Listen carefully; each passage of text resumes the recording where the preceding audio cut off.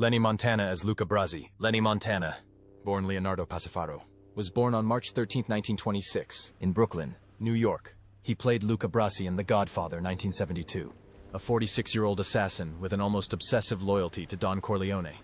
The role was brief but haunting, and Montana played it perfectly, not only because of his towering 6'5" frame, but also because of his own violent past in real life. Before his Hollywood fame, Montana was a professional wrestler who roamed the ring under the name Zebra Kid. He later became a feared henchman for the Colombo crime family. He was arrested, worked as a bodyguard for mafia bosses, and saw firsthand how intimidation, arson, and murder worked. Classic underworld tactics. When The Godfather was casting Luca Brasi, Montana happened to be on set as the current bodyguard, and was cast on the spot. His apparent nervousness around Marlon Brando was real, and director Francis Ford Coppola skillfully turned it into part of Brasi's insecure personality. A nervous assassin who congratulates Don Corleone on his daughter's wedding day. Hollywood, however, couldn't completely save Montana from his past. After the film, he took on a number of supporting roles in action films and television, but he never quite escaped his muscle-bound image. In his later years, he lived in fear of retribution for old debts to the criminal underworld. With his marriages failing and his financial troubles mounting, he turned to alcohol and became increasingly isolated. Once a fearsome symbol of crime both on screen and in real life, he became a tired, faded figure. On May 12, 1992, Lenny Montana died of a heart attack at his home in Lindenhurst, New York. He was 66 years old, a man who had once terrified audiences and opponents alike, and who had passed away quietly. Al Martino as Johnny Fontaine. Al Martino, born Jaspersini on October 7, 1927 in Philadelphia, was 45 when he gave voice to the Godfather singer Johnny Fontaine.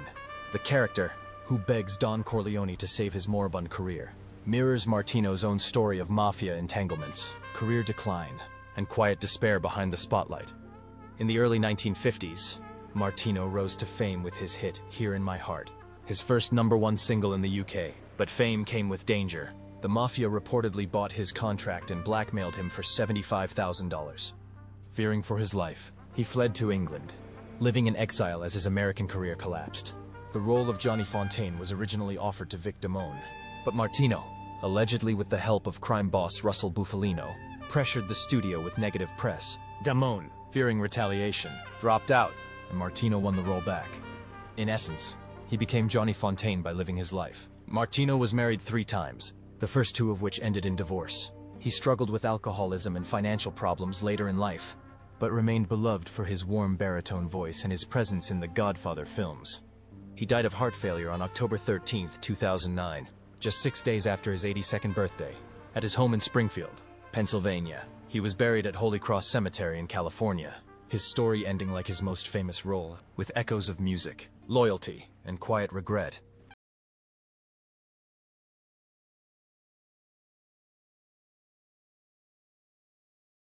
Morgana King as Carmela Corleone. Maria Grazia Morgana Messina, known professionally as Morgana King, was born on June 4, 1930 in Pleasantville, New York. At 42, she played the serene Carmela Corleone in The Godfather, 1972, a quiet but emotional anchor of the Corleone dynasty. Though her voice was soft on screen, King possessed a voice that once filled concert halls. A jazz singer with a rare contralto voice spanning 4 octaves, she was nominated for a Grammy and released more than 30 albums. While critics praised her artistry, the mainstream spotlight often eluded her, and she longed to be seen not just as a singer, but as a serious stage performer. King was married twice, both times to accomplished jazz musicians. Her first marriage to trumpeter Tony Frisella ended in divorce. Her second husband, trombone player Willie Dennis, died in a car accident just 4 years after they married. She then lost her only daughter, Grayson, in 2008, a grief that haunted her in her later years. Morgana King died of non-Hodgkin lymphoma in Palm Springs, California, on March 22, 2018, at the age of 87. There were no elaborate memorials, no industry fanfare, just the quiet passing of a woman who brought dignity, depth, and sadness to one of the film's most respected families. Al Lettieri as Virgil Soloso. Alfredo Lettieri was born on February 24, 1928, and at the age of 44, he gave one of his most relaxed performances in The Godfather. In 1972, as Virgil the Turk Soloso, a cold, calculating human trafficker who dares to challenge Vito Corleone. Lettieri brought to life a character so terrifying that even the Don was wary of approaching him. What makes this performance so memorable is that Lettieri never strayed from his role. Fluent in Italian and believed to be related to Genovese crime boss Tommaso Ebole, Lettieri lived and breathed the world he lived in. Al Pacino later revealed in his 2024 memoir that Lettieri took him to meet real-life mafia men to help him better understand the role of Michael Corleone. Before The Godfather, Lettieri played iconic anti-gray heroes like Marlon Brando in The Night After, Steve McQueen in The Getaway, and Charles Bronson in Mr. Majestic. He even wrote the screenplay for the 1971 gangster film Villain. Whether he was a roughneck or a charmer, Lettieri never seemed to act. He was just telling the truth. But behind the curtain was a man obsessed with vice. He lived like a gangster, addicted to alcohol and cigarettes, partying all night and falling into 2 missing houses. Friends said he always looked tired, as if he knew his time was running out. On October 18, 1975, 3 years after The Godfather nominated him for an international award, Al Lettieri died of a heart attack in New York City at the age of 47. Richard Bright as Al Neri. Richard James Bright was born on June 28, 1937 in Brooklyn, New York. At the age of 35, he played Al Neri in The Godfather, 1972, a cold, quiet, and fiercely loyal bodyguard to Michael Corleone. Though reserved in his dialogue, Neri is the silent hand of death throughout the trilogy, present in every carefully calculated act of violence. Bright is one of only 5 actors to appear in all 3 Godfather films. He executes Don Barzini in The Baptismal Massacre, secretly dispatches Fredo at Lake Tahoe, and swiftly carries out Archbishop Gilday's sentence in the 3rd film. Neri doesn't talk much, but when he acts, he's decisive, off-screen. Bright's life is much less glamorous. He started acting at 18 on live television, but spent decades fighting for recognition. In the 1960s, he faced multiple arrests for his role in The Beard, a controversial play that was deemed obscene.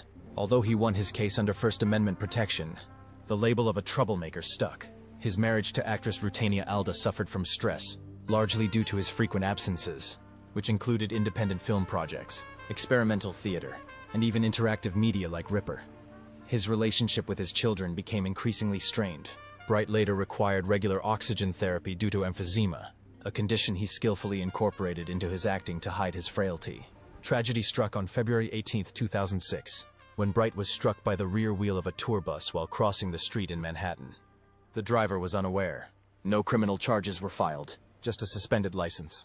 Bright died at age 68, leaving behind a legacy that remains The Godfather's most haunting shadow. Richard Conte as Don Emilio Barzini. Richard Conte, born Nicholas Peter Conti, was born on March 24, 1910, in Jersey City, New Jersey. At the age of 62, he appeared in The Godfather as Don Emilio Barzini, a rival boss with a deadly cold face who silently orchestrated the film's bloodiest betrayals. In real life, Conte shares his character's ambition and tenacity. He worked as a truck driver, a singing waiter, and a shoe salesman to make ends meet. While working at a resort in Connecticut, he was discovered by Elia Kazan, a meeting that changed his life. During the 1940s and 1950s, Conte rose to prominence in crime dramas and noir films, starring in Cry of the City, Whirlpool, and The Big Combo. With his chiseled face and commanding voice, he became the archetype of the benign but dangerous villain. However, Conte's personal life was fraught with difficulties. I was married twice. His first marriage to actress Ruth Story ended in divorce, while his second marriage to Shirley Garner lasted until his death, but was marred by health problems and financial worries. His son, Mark Conte, became a film editor, and his grandson, Chris Conte, played in the NFL. On April 3, 1975, Conte suffered a heart attack and a massive stroke. After 8 hours of fighting in the intensive care unit at UCLA Medical Center, he died on April 15th, at the age of 65. He was buried at Westwood Memorial Park in Los Angeles, next to Hollywood royalty, where he deserved to be. Marlon Brando was born on April 3, 1924, in Omaha, Nebraska. At the age of 48, he entered the world of cinematic immortality with the role of Don Vito Corleone in the 1972 film The Godfather. With his husky voice and stern eyes, Brando portrayed the aging mafia boss with incredible dignity, earning him his second Oscar. But behind the camera, Brando's life was turbulent. He weathered 3 storms, all of which ended in disaster. His first wife, Anna Kashfi, left him after less than 2 years. His second wife, Movita Castaneda, left him empty-handed because they were not legally divorced. His third wife, Tahitian actress Tarita Teripaya, collapsed under scandal and irreconcilable conflict. His greatest personal tragedy was his children. In 1990, his son, Christian Brando murdered his sister, Cheyenne, her boyfriend, in their home. 6 years later, Cheyenne committed suicide at the age of 25 after struggling with depression and addiction. Brando has publicly admitted that he was a terrible father. Drowning in guilt and grief, he became withdrawn, obese, and an alcoholic. Marlon Brando died on July 1, 2004, at UCLA Medical Center at the age of 80. The cause was respiratory failure due to pulmonary fibrosis and congestive heart failure. He also suffered from diabetes and liver cancer. His ice cubes were hidden in Tahiti, his last paradise, and Death Valley, along with those of his best friend, Wally Cox.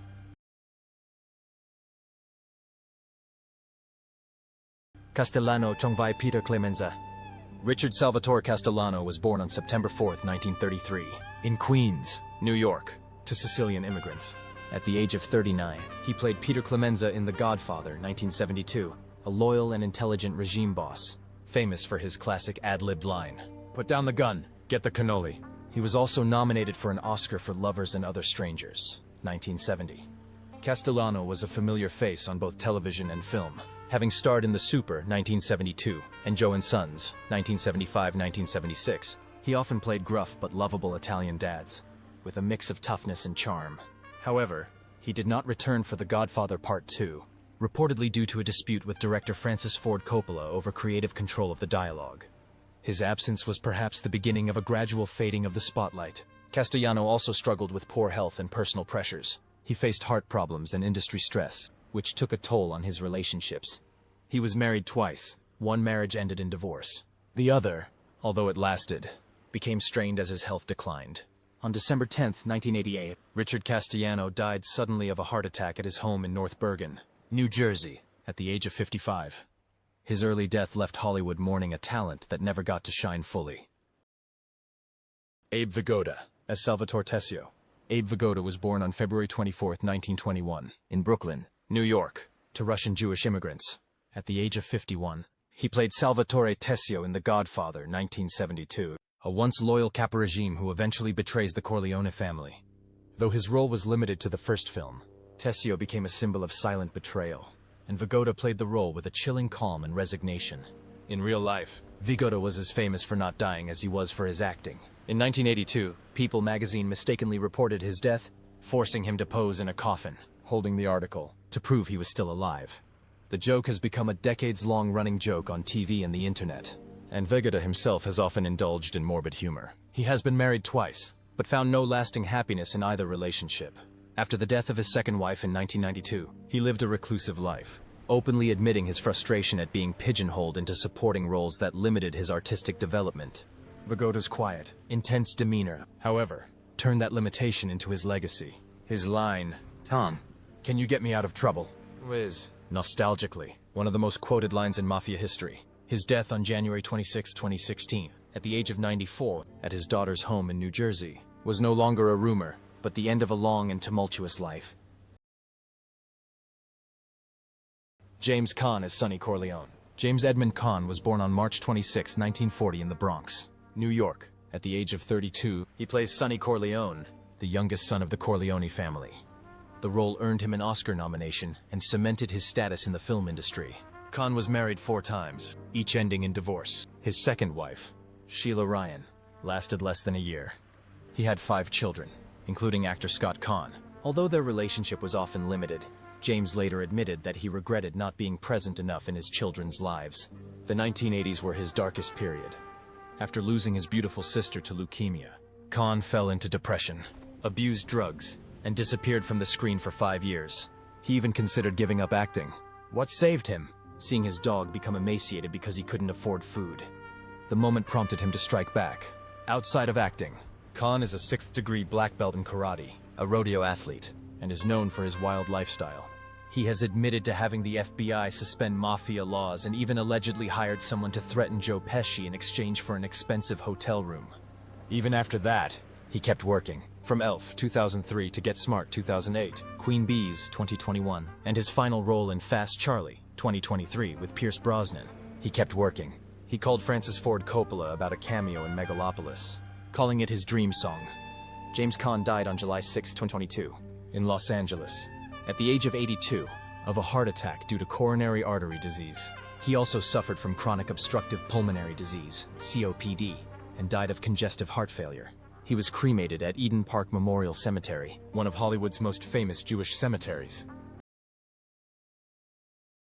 Sterling Hayden as Captain McCluskey.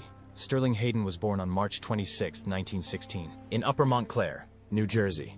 At the age of 56, he played the corrupt and brutal Captain McCluskey in The Godfather, a role that lasted only a few minutes, but left a lasting impression thanks to his massive physique and tormented eyes. Standing 6'4" in, Hayden was once considered the most handsome man on screen in the 1940s. However, he hated Hollywood fame, seeing it as a means to make money for his real passion, sailing. "I crossed the ocean, disappeared from the film set, and lived for the sea." That pursuit of freedom came at a personal cost. He endured 2 failed marriages, to actresses Madeleine Carroll and then Betty DeNoon, and became estranged from his children.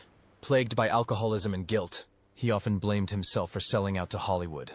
"I never wanted to be an actor," he once said. "I just wanted a boat and an escape."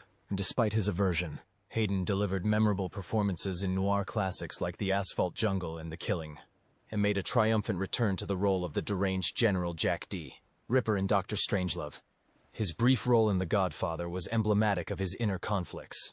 Sterling Hayden died of prostate cancer on May 23, 1986, in Sausalito, California, at the age of 70. A sailor, an actor, a rebel, and a soul torn between duty and desire. He remains one of cinema's most compelling enigmas. Julie Gregg as Sandra Corleone.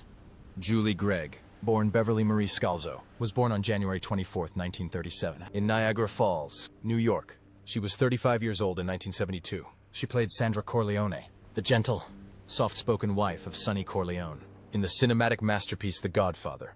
Despite her short screen time, the role has forever been synonymous with her, and she has become a cinematic legend. However, Julie Gregg's career and personal life were much more complicated than what appears on screen. The daughter of Italian-American parents, Julie showed a passion for the arts early on. A music scholarship took her to California, where she began her journey as an actress and singer. She became a familiar face on American television throughout the 1960s and 1980s, appearing in major series such as Mission, Impossible, Batman, Gunsmoke, Hawaii Five-0 and The Virginian. On stage, she was nominated for a Tony Award for her role in the musical The Happy Time, and won a Theatre World Award, celebrated for her enchanting voice and elegant stage presence. Despite her remarkable talent, Julie Gregg faced difficulties in her personal life. She endured 2 failed marriages, and the constant pressure to choose between the spotlight and a stable family life left her in a constant state of stress and lingering regret. After many years in the spotlight, Julie gradually retired from the entertainment industry in the late 1980s. Her last television appearance was in 1987. Julie Gregg died of cancer on November 7, 2016 in Van Nuys, California at the age of 79. There was no lavish funeral or media frenzy. She quietly left this world, just as she appeared in The Godfather, gentle, resilient, and silently shouldering her burdens. A talented artist whose life was filled with triumphs and sorrows, most of which were left unanswered. The Godfather is not just a movie. John Marley as Jack Woltz. John Marley, born Mortimer Leon Marleby on October 17, 1907, in Harlem, New York City, was 65 years old when he played Jack Woltz in The Godfather, 1972. In a brief but memorable role, he portrayed the arrogant Hollywood producer whose defiance leads to one of cinema's most iconic scenes, the discovery of the severed head of his prized horse in his bed. Marley's raw, terrifying scream became an enduring image in 20th century cinema. Over the course of a 45-year career, Marley appeared in nearly 250 films and television shows. He won the Volpe Cup at the 1968 Venice Film Festival for John Cassavetes' Faces, and was nominated for both an Oscar and a Golden Globe for his moving performance in 1970's Love Story. But it was The Godfather that made his permanent mark on popular culture. Despite its limited runtime, despite his prolific career, Marley never achieved A-list stardom. That obscurity sometimes frustrated him. He married twice and had 3 children, but his final years were marked by isolation and failing health. His second marriage to Beverly was marred by his reclusiveness and heart disease. In 1984, at the age of 76, John Marley died after open-heart surgery. He was buried quietly at Cedar Park Cemetery in Emerson, New Jersey, a modesty befitting a man who once screamed to become a movie legend. Alex Rocco as Mo Green.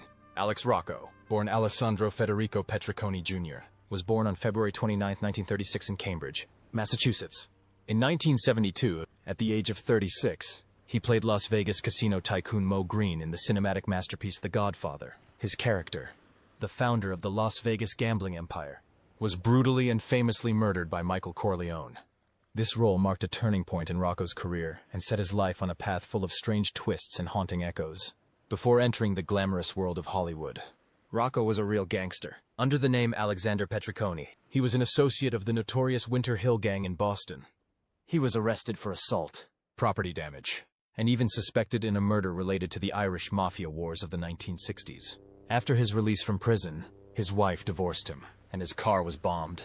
He later admitted, "If I had stayed, I would have died." Rocco escaped Boston by flipping a coin. Heads for Miami, tails for California, and fate took him west to Hollywood. In California, he studied acting with Leonard Nimoy and adopted the stage name Alex Rocco. Although he tried to tone down his thick Boston accent, the gangster vibe remained intact. With his gravelly voice and cold eyes, Rocco was quickly cast in villainous roles, and it was Moe Greene who made his name. Rumor has it that after the film, he was threatened by real-life casino characters for borrowing too much from reality. In addition to The Godfather, Rocco appeared in Get Shorty, A Bug's Life, That Thing You Do, and won an Emmy for his role as an eccentric talent agent in the hit Teddy Z. Despite his career's rise, his personal life was tumultuous. He endured several failed marriages, lost his wife to cancer, and the sudden death of his adopted son, Mark Rocco, a talented director, at the age of 46. These lingering pains forced him to retreat from the spotlight, and in his later years he focused mainly on voice acting. Alex Rocco died of pancreatic cancer on July 18, 2015, at his home in Studio City, at the age of 79.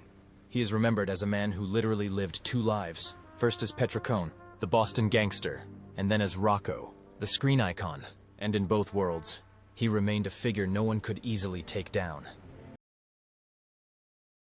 John Cazale as Fredo Corleone. John Holland Cazale was born on August 12, 1935, in Massachusetts. At the age of 37, he played Fredo Corleone in The Father of God, Fredo's confused and ultimately unhappy brother. Fredo's frailty evokes both sorrow and deep sympathy, reflecting the quiet loneliness of Cazale's own life. In just 6 years, Cazale made just 5 films, all of which were nominated for Best Picture at the Oscars. From The Conversation to Dog Day Afternoon, The Godfather Part 2 to The Deer Hunter, his performances were filled with incredible emotional depth. Director Sidney Lumet remarked, "Cazale had an endless sadness that was evident in every film." Then came the bad news, terminal lung cancer. In 1977, Cazale was determined to complete The Deer Hunter despite his doctor's warnings. Robert De Niro even paid out of his own pocket to ensure the crew kept Cazale on, knowing no one else could take on the role. His life partner, Meryl Streep, was by his side every moment, trying to hold him together a little longer. John Cazale died on March 13, 1978, in New York City, at the age of 42. He was buried at Holy Cross Cemetery in Malden, Massachusetts. The Deer Hunter hasn't even come out yet, but with friends like Al Pacino, Cazale is and will always be one of the greatest actors of all time.